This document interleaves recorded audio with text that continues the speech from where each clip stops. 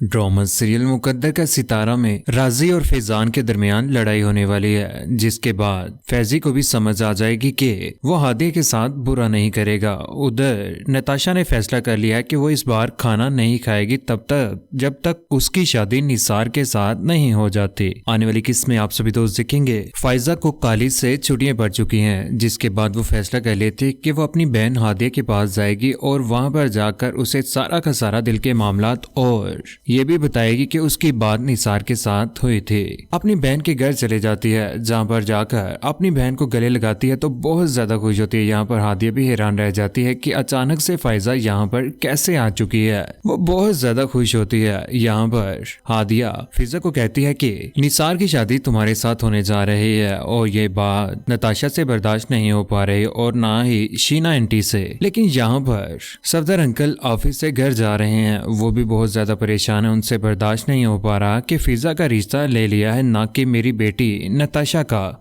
घर जाकर वो खामोशी के साथ हादिया के कमरे के पास खड़े होते हैं। यहाँ पर फिजा बातें कर रही होती है। फिजा कहती है कि इंसान के पास जितनी भी दौलत हो जाए, अपनी बेटी और अपनी औलाद के लिए वो खुशियां उस दौलत से नहीं ले सकते।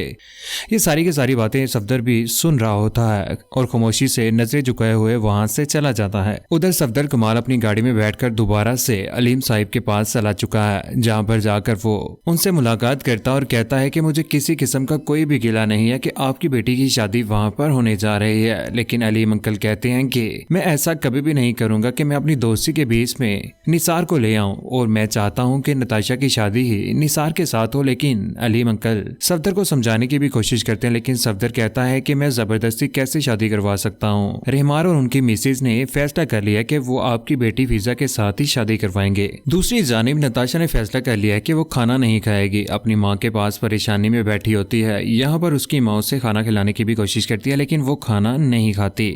यहाँ पर हादिया आ जाती है। हादिया आकर अपनी सफाइयाँ पेशी करना शुरू कर देती है। यहाँ पर कहती है कि शादी ब्याह तो किस्मतों के खेल होते हैं। हमारे बाबा ने कभी भी नहीं चाहा कि हमारी शादी महलों में हो। उन्होंने हमेशा शराफत को ही दौलत पर तरजीह दी है। लेकिन शीना, जिसे दौलत का गुरूर है, वो हादिया को अच्छी खासी सुना देती है और कहती है कि तुम्हारी जैसी बहू लाने से बेहतर था कि मैं किसी और के साथ शादी करवा देती अपने बेटे का। लेकिन यहाँ पर हादिया खामोश रहती है। शीना कहती है कि मेरे बेटे के पीछे हजारों लड़कियां थी और एक से एक हसीन लड़की मरती है, लेकिन हादिया से ये बातें बर्दाश्त नहीं होती।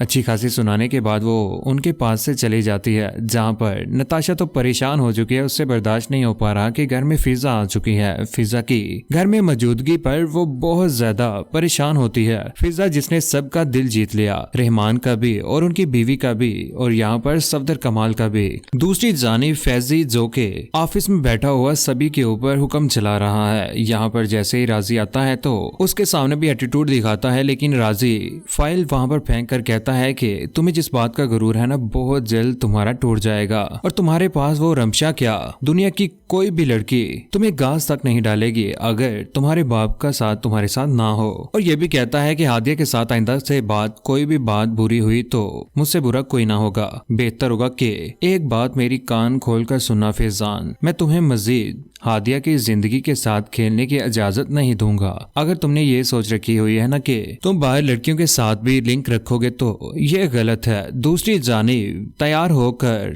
हादिया जैसे ही गाड़ी में बैठती है तो वहां पर बहुत ज्यादा खुश होती है, लेकिन उसे समझ नहीं आती कि सामने फैजान है या राजी। राजी की तरफ देखकर हैरान रह जाती है कि बक्की रह जाती है और फैजी भी बहुत ज्यादा खुश होता है। लेकिन कौन कौन चाहता था कि राजी और हादिया एक हो जाते और निसार की शादी फायजा के साथ हो जानी चाहिए? कौन कौन चाहता है? नताशा, शीना और फैजी का बुरा अंजाम कौन को देखना चाहते हैं? सजन अपनी मोहब्बत भरी राय का इज़हार जरूर कीजिएगा। चैनल को सब्सक्राइब करने के बाद बेल का बटन जरूर दबाइएगा। अपना ख्याल रखिएगा। अल्लाह हाफिज।